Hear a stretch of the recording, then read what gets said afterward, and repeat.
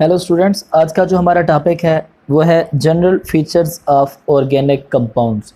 Organic compounds की general खसूसियात क्या क्या हो सकती हैं। फीचर्स का मतलब हमारे पास है खसूसियात, कैरेक्टरिस्टिक्स कि ऑर्गेनिक कंपाउंड्स कार्बन और हाइड्रोजन पर मुश्तमिल जितने भी कंपाउंड्स होते हैं उनकी आपस में क्या क्या खसूसियात हो सकती हैं, ये आज हमने पढ़ना है। उसमें हमारे पास जो पहली खसूसियत है वो है कैटिनेशन। कैटिनेशन से क्या मुराद है, ये कौन से कंपाउंड देते हैं, क्यों देते हैं, कब देते हैं, इसमें आज हम पढ़ेंगे। कैटिनेशन का मुजाहरा आमतौर पर करता है चौथे ग्रुप का एटम हमारे पास है कार्बन। कार्बन जो है ये लार्ज नंबर ऑफ कंपाउंड्स बनाता है और आजकल मिलियंस ऑफ ऑर्गेनिक कंपाउंड्स हमारे पास मौजूद हैं। तो इतने ज़्यादा कंपाउंड बनने की वजह हमारे पास जो है वो असल में वो वजह है catenation. There are millions of organic compounds nowadays और कार्बन के ही ये कंपाउंड्स होते हैं। तो इतने ज़्यादा कंपाउंड बनाने की जो वजह होती है that is a catenation. Catenation हमारे पास होती है एक कार्बन एटम की दूसरे कार्बन एटम के साथ लिंक करने की सलाहियत। Self linking property of A carbon कि एक कार्बन दूसरे कार्बन एटम के साथ लिंक करता है, लिंक करते करते एक बड़ी चेन बनाता है, या वो चेन बनाता है या वो क्या बना देता है, रिंग्स बना देता है। इस चेन और रिंग बनाने की सलाहियत को हम कहते हैं कैटिनेशन। और यही असल में कैटिनेशन ही वजह है millions and billions of organic compounds के पाए जाने की। तो यहाँ पर कैटिनेशन का मतलब है कि कार्बन एटम की दूसरे कार्बन या किसी और एटम के साथ लंबी चेन या रिंग बनाने की सलाहियत। और ये किस तरीके से ये बॉन्डिंग करता है, ये चेन बनाता है। ये सिंगल बॉन्ड के ज़रिए चेन बना सकता है, डबल बॉन्ड के ज़रिए चेन बना सकता है, या ट्रिपल बॉन्ड के ज़रिए भी ये सेल्फ लिंकिंग इनकी प्रॉपर्टी हो सकती है। दूसरे एटम के साथ ये कंबाइन कर सकता है, ठीक है। और जो दूसरे एटम्स हैं कि एक तो कार्बन अपने कार्बन के साथ जुड़ेगा दूसरे कार्बन के साथ, या एक कार्बन दूसरे ऑक्सीजन के साथ भी जुड़ सकता है, नाइट्रोजन के साथ और सल्फर के साथ भी ये बॉन्ड बना सकता है, लिंक कर सकता है। अगर ऑक्सीजन के साथ लिंक करेगा तो डबल बॉन्ड बनाएगा, नाइट्रोजन के साथ ट्रिपल बॉन्ड बनाएगा और सल्फर के साथ डबल बॉन्ड बनाएगा। Depends upon their electronic configuration. और जैसे जैसे ये मुख्तलिफ कंपाउंड बनाएंगे तो हर कंपाउंड का साइज मुख्तलिफ होगा, शेप मुख्तलिफ होगा और उनकी स्ट्रक्चर्स भी एक दूसरे से मुख्तलिफ होंगी। दूसरा हमारे पास जो हम पढ़ते हैं दूसरी फीचर वो हमारे पास है non ionic character of organic compounds. Organic compound में कोवेलेंट बॉन्ड पाया जाता है। जो एटम्स होते हैं उनके दरमियान जो होती है वो शेयरिंग ऑफ इलेक्ट्रॉन्स होती है। जो ऑर्गेनिक कंपाउंड्स होते हैं वो एटम्स पर मुश्तमिल होते हैं, आयंस पर मुश्तमिल नहीं होते। और एटम्स के दरमियान कोवेलेंट बॉन्ड होता है जिसमें between different atoms there is sharing of electron. यहाँ पर हमारे पास एक सिंपलेस्ट कंपाउंड मीथेन है। इसमें अगर आप देखें कार्बन के बाहर वाले शेल में 4 इलेक्ट्रॉन है जो 4 क्रॉस के साथ यहाँ पर रिप्रेजेंट किए गए, जबकि 4 हाइड्रोजन यहाँ पर जुड़े हुए। हर हाइड्रोजन के बाहर वाले शेल में एक एक इलेक्ट्रॉन है। तो यहाँ पर ये शेयर करके हाइड्रोजन अपना डुप्लेट कंप्लीट करता है और कार्बन अपना ऑक्टेट कंप्लीट करता है। ये चीज़ जाहिर करती है कि यहाँ पर कोवेलेंट बॉन्ड है। और अगर कोवेलेंट बॉन्ड है इसका मतलब आयनिक बॉन्ड नहीं है, तो हम कह सकते हैं कि there is non ionic character of the organic compound. आगे हमारे पास थर्ड प्रॉपर्टी है सिमिलैरिटी इन बिहेवियर कि जो हमारे पास जितने भी ऑर्गेनिक कंपाउंड्स हैं उनके दरमियान में एक ख़ास किस्म की सिमिलैरिटी पाई जाती है, यानी कि कुछ खसूसियात के एतबार से सिमिलैरिटी पाई जाती है। तो उस सिमिलैरिटी की क्या वजह है, या अगर हमारे पास बहुत ज़्यादा कंपाउंड्स हैं तो बजाय हर एक कंपाउंड को पढ़ने के हम कुछ ग्रुप बना देते हैं, हम कुछ सीरीज़ बना देते हैं। उस सीरीज़ में हम बहुत ज़्यादा कंपाउंड्स को रखते हैं और उन सीरीज़ में से हर सीरीज़ में जितने भी एलिमेंट्स होते हैं, जितने भी कंपाउंड्स होते हैं, सबकी खसूसियात एक जैसी होती है। तो बजाय बारी बारी हर एटम को पढ़ने के अगर हम उस सीरीज़ को ही पढ़ लें तो उसके अंदर जितने भी हमारे पास कंपाउंड्स होंगे सबकी खसूसियात एक दूसरे के साथ मैच करती होंगी। इस तरह की सीरीज़ को हम कहते हैं होमोलोगस सीरीज़। मिसाल के तौर पर अगर हम एक बनाते हैं सीरीज़ अल्केन, दूसरी हमारे पास अल्कीन्स है, इसी तरीके से अल्काइंस वगैरह वगैरह। अब हमें पता है कि अल्केन के अंदर सिंगल बॉन्ड है कि यहाँ पर कार्बन और कार्बन के दरमियान सिंगल बॉन्ड होगा। अब अल्केन की सीरीज़ में जितने भी एटम्स होंगे, जितने भी कंपाउंड्स होंगे, एक बात तो तय होगी कि उसमें कार्बन और कार्बन के दरमियान हमेशा सिंगल बॉन्ड होगा, डबल बॉन्ड नहीं होगा।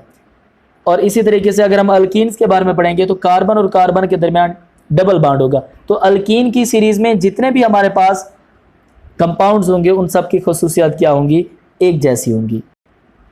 आगे हमारे पास है कम्प्लेक्स कंपाउंड्स या कम्प्लेक्सिटी ऑफ ऑर्गेनिक कंपाउंड्स, कि हमारे पास जितने भी ऑर्गेनिक कंपाउंड्स होते हैं वो कम्प्लेक्स होते हैं, वो बड़े मालिक्यूल होते हैं, उनकी स्ट्रक्चर कम्प्लेक्स होते हैं। मिसाल के तौर पर हमारे पास जो स्टार्च है, अगर हम एक मिसाल दें, हमारे पास एक स्टार्च एक ऑर्गेनिक कंपाउंड है और उसका फार्मूला है C6H10O5 ये C6H10O5 ये हमारे पास एक मोनोमर है, ये एक स्मॉलर यूनिट है। जब N का मतलब है it can be 1 to hundreds and thousands, ये स्टार्च में तो 1000 की तादाद में हो सकता है, N हमारे पास एक नंबर है, तो यहाँ पर स्टार्च में हमारे पास हज़ारों की तादाद में ये मोनोमर होंगे और हर मोनोमर क्या है C6H10O5N, यानी कि C6H10O5N हज़ारों की तादाद में जब आपस में मिलेंगे तो हमारे पास क्या बनेगा, जब हज़ारों की तादाद में इस तरह के मोनोमर मिलेंगे तब हमारे पास क्या बनेगा, स्टार्च बनेगा। इसी तरीके से हमारे पास प्रोटीन है,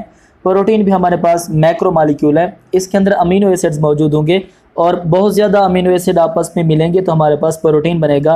प्रोटीन का भी मालिक्यूलर मास बहुत ज़्यादा होता है और इनके from a few thousands two million तक इनके क्या होते हैं, मालिक्यूलर मासेस होते हैं। ये चीज़ें ज़ाहिर करती हैं कि हमारे पास जो ऑर्गेनिक कंपाउंड्स होते हैं वो कम्प्लेक्स कंपाउंड्स होते हैं, उनका मालिक्यूलर साइज़ बड़ा होता है, उनकी स्ट्रक्चर कम्प्लेक्स होती है। हमारे पास DNA है, हमारे पास कार्बोहाइड्रेट्स है, लिपिड्स हैं, ये सारे के सारे ऑर्गेनिक कंपाउंड्स हैं। आगे हमारे पास है आइसोमरिज्म। आइसोमरिज्म हमारे पास है सेल्फ लिंकिंग आइसोमरिज्म हमारे पास एक फेनोमिनन है। इसमें हम देखते हैं कि हमारे पास एक कंपाउंड होगा, ऐसे कंपाउंड्स जिनका स्ट्रक्चरल फार्मूला मुख्तलिफ हो लेकिन उनका मालिक्यूलर फार्मूला सेम हो, उन्हें हम कहते हैं ये आइसोमर हैं और इस प्रोसेस को हम क्या कहते हैं, आइसोमरिज्म। आइसोमरिज्म हमारे पास एक ऐसा फेनोमिनन है जिनमें मालिक्यूल का मालिक्यूलर फार्मूला तो एक जैसा होता है लेकिन उनका स्ट्रक्चरल फार्मूला या उसमें एटम्स की अरेंजमेंट एक दूसरे से क्या होती है, मुख्तलिफ होती है। इस तरह के प्रोसेस को हम कहते हैं आइसोमरिज्म और ऐसी स्ट्रक्चर्स को हम क्या कहते हैं, आइसोमर्स कहते हैं। यहाँ पर अगर हम देखें तो हमारे पास एक अल्केन है, ये सब में सिंगल बॉन्ड है, अल्केन है, इसके अंदर कार्बन एटम है 1 2 3 4 5 कार्बन सिंगल बॉन्ड, ये हमारे पास है पेंटेन या आप इसे कहते हैं एन पेंटेन, ठीक है। तो एक हमारे पास ये है और पेंटेन का फार्मूला होता है C5H, हमारे पास कितने होंगे, 12 होंगे, ठीक है। और दूसरा हमारे पास है ये 1 2 3 4 कार्बन तो सीधे हैं लेकिन एक कार्बन हमने कहाँ बना लिया है, ये एक ब्रांच बना लिया है, ठीक है, ये नीचे आ गया, ये सीधा नहीं है, बिल्कुल सीधी लाइन में नहीं है। जो सीधी लाइन में होगा उसे हम कहेंगे स्ट्रेट चेन, नॉर्मल है, जबकि ये हमारे पास क्या है, ये ब्रांच्ड चेन है, ठीक है, ये सीधी लाइन में नहीं है, इसे हम नॉर्मल नहीं कह सकते, ठीक है, बल्कि ये क्या बन जाएगा, इसे हम कहते हैं हमारे पास आइसो है। तो पेंटेन कार्बन भी 5 है, हाइड्रोजन भी 12 है, लेकिन ये सीधा नहीं है, इसकी स्ट्रक्चरल अरेंजमेंट डिफरेंट है, इसमें एटमों के जुड़े होने की तरतीब मुख्तलिफ है, जबकि यहाँ पर एटम्स की अरेंजमेंट क्या है, मुख्तलिफ है। यही हमारे पास क्या होता है, आइसोमरिज्म।